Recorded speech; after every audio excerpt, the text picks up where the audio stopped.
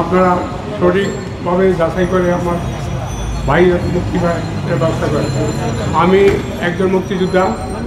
আমি 1967 সেনাবাহিনীতে যোগদান করি এবং 99-এ রিটায়ার করি। রিটায়ারের পরে আমরা 3 ভাই কোনোদিন কোনো রাজনীতিক